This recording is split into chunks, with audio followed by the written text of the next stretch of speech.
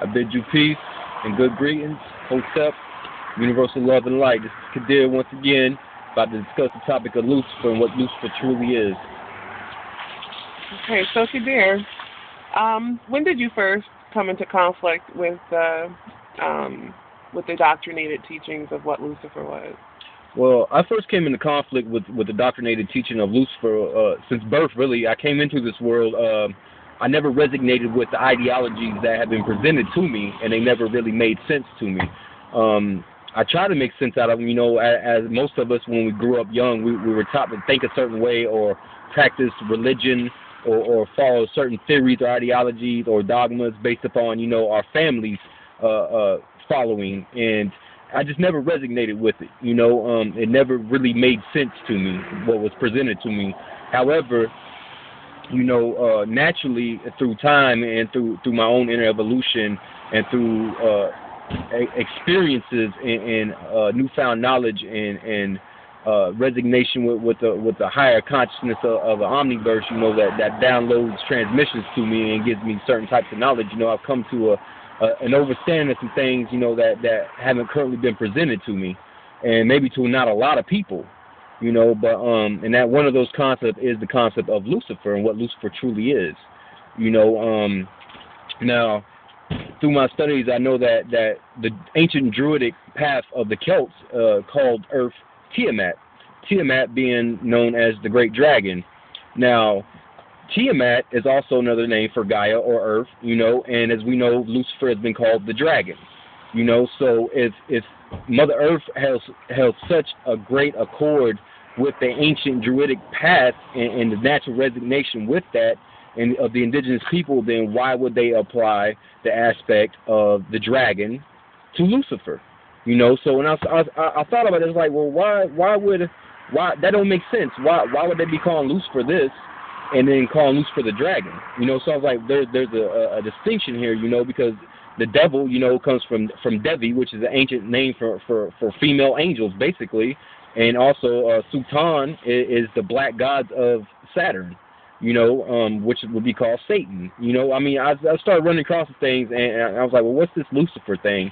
I've come to understand Lucifer is also a part of the ego, which represents beauty and love and whatnot. And that resignation of that ego is a part of the resignation of the vibration of planet Earth and how we conduct ourselves on planet Earth, because we're in a certain field or frequency of energy. So it coincides with the function of my brain, But I consider Lucifer, because they say Lucifer is the great light, and I understand Mother Earth to have a soul within itself as a living entity, and I have found that this light is actually within this earth is actually Lucifer, because Lucifer is feminine energy. Lucifer is not male; it's feminine energy, and it's nurturing. It's the womb.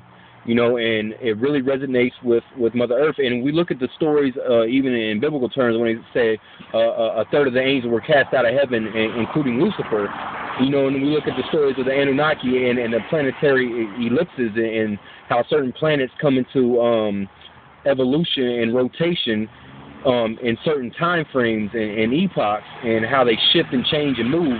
And I was starting to realize, well, it's a good possibility that, Mother Earth could have been put here from somewhere else. It just didn't appear, and possibly that this Mother Earth was one of those Lucifer that was cast from another solar system. This could be talking about stellar bodies, because when we look at mythos and a lot of the ancient writings and the ancient texts of our ancestors, they wasn't referring to actual beings. They were referring to stellar bodies, because if we look at Dogon, their whole belief system is based upon the Sirius system, and their gods and goddesses are actually planetary bodies. And this seems to be the case with all ancient cultures. And once we come to that overstanding, then we realize that we lose a codependency upon unseen forces that really we create with our own minds upon the astral plane, and we empower and we embody within ourselves, because we hold that power. So actually, what we're saying is one thing, is actually just another thing, because these planetary bodies and these stellar stars and whatnot, these binary systems all have an effect on our vibration, because we're cosmic beings, so everything that's a part of a cosmic force will manifest itself in certain forms. in different types of energies. So what I'm saying is this, is that I've come to the understanding and realization that the place we're at now, this earth, which most of us know the vibration of it that sustains us, plays a big effect on us. And through time and adaptation, we've grown, in some ways we devolved as well and lost certain aspects of ourselves based upon the corruption of other outside external forces, which are many. Now, doesn't Lucifer also mean music?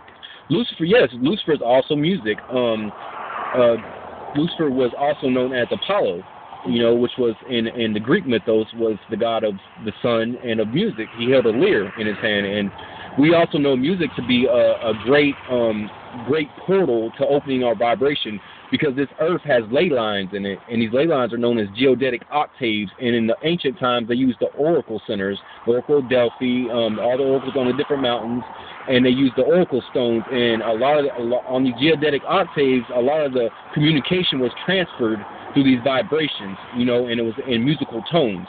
That's why when you listen to certain types of music, you can feel your kundalini awaken or rise and open up, because, it's the vibration, because the original sound was, which was the creation sound, everything is, exactly, so everything is straight vibration, and it takes a vibration to manifest into a creation, in the beginning it was one sound, and then from that sound sprang everything else, in many different aspects. It's a very deep thing, and it's a lot of extensive research and study and just a natural resignation to the knowledge.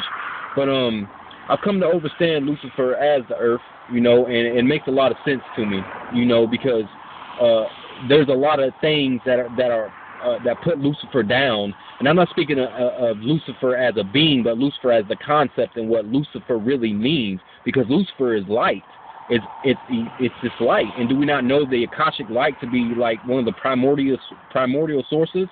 So when people put down the aspect of Lucifer, they really need to have an understanding of what they're really saying, because they're actually hindering themselves from growth. Because you got to know who you truly are and what truly surrounds you in order to grasp it, obtain it, and to grow with it. And a lot of things have been put there to keep us ignorant to a lot of things, and that's one of those things. Well, that sounds about right to me. I totally agree. I think I'm going to make a video on it myself and discuss passionately how I feel about it, because based on our indoctrination, everything that the opposing force taught us is wrong is actually good. I'm a staunch believer of that. So, kudos to you for your research and your understanding on things. Yeah, and I wish I could take and really break it down the way that I see it. But, sometimes we see things in our third eye, in our higher self, that we really can't put into words. I've sat and built with it with my wife, and we built on it for hours. But if there's any questions concerning this matter, I'll be glad to break it down even more in-depthly, and hopefully this will give you a way to open your mind and look at some things in different ways. Again, this is Kadir. I greet you all in peace, love, and light. Hotep, I say, Islam, whatever your greeting is, we're all children of the same universe. We're here to learn and grow. Hopefully today you got something from this, maybe a seed for thought. Food for thought. Hopefully it was a jewel for you, because I know it was a jewel for me. So you have a blessed day, a blessed night, wherever you are, where you at. Peace.